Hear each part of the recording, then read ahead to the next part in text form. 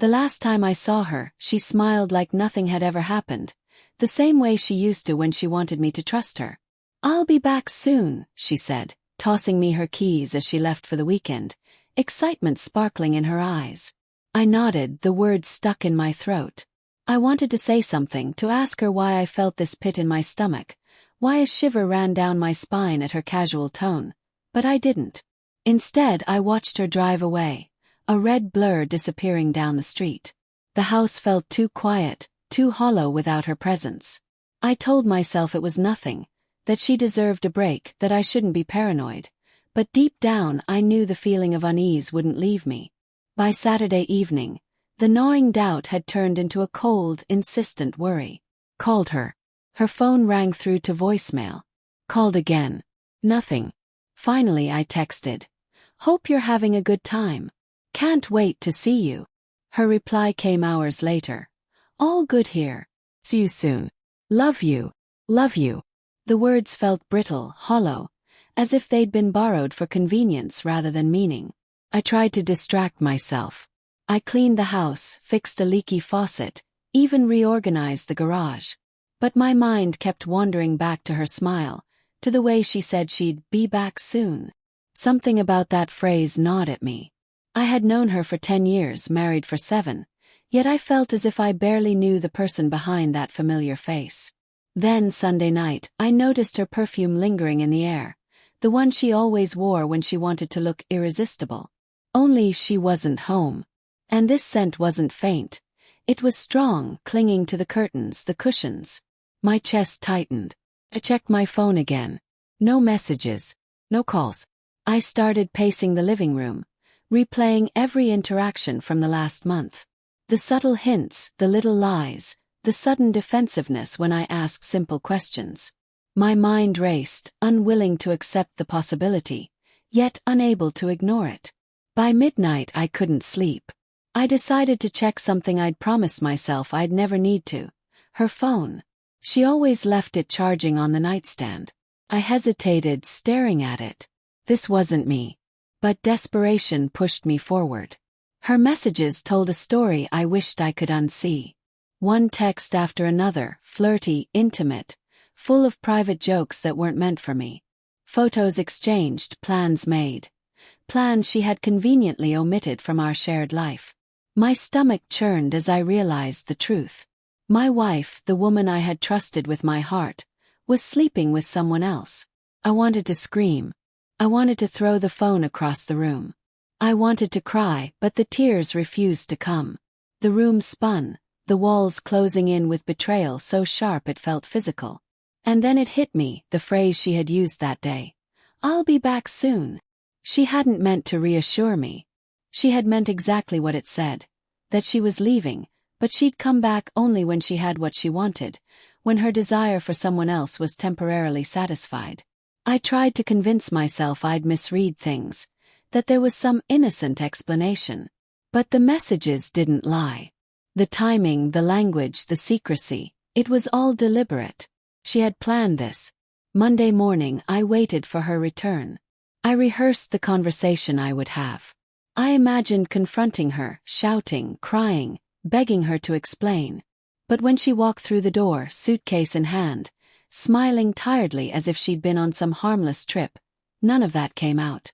"Hey," she said, dropping her bag. "I missed you." I looked at her. Really looked. The person in front of me wasn't the woman I had married. Or maybe she was, but only the parts I'd never truly known. My voice was calm, colder than I expected. "There's nothing left waiting for you here." She froze. Her eyes widened, searching my face. What do you mean?" I gestured around the living room, at the quiet, at the air heavy with betrayal. "I mean, you're back, but you're too late. The trust is gone. The love. The loyalty. All of it. There's nothing left for you." Her lips parted as if to speak, but I didn't give her a chance.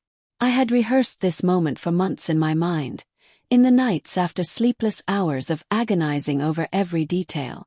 I didn't want words. I wanted finality. "I saw the texts," I said simply, watching her face blanch. "All of them. The photos, the plans, the lies." I knew before you walked in that door what you'd done. And somehow, I wasn't surprised. She sank onto the couch, her hands shaking. I can explain, she whispered. Explain. I laughed, a bitter, dry sound. Do you think any explanation could make this right? That your excuses could undo the months of betrayal, the nights I spent worrying, wondering where you were and who you were with? Her shoulders slumped. She looked like a child caught in the middle of something she couldn't fix.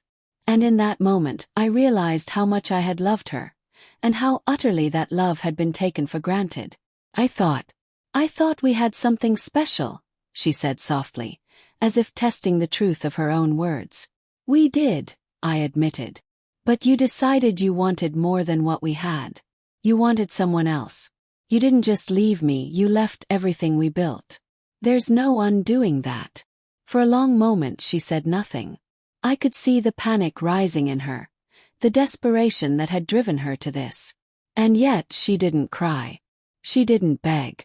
She simply stared at me, realizing that the person she had betrayed was no longer waiting for her.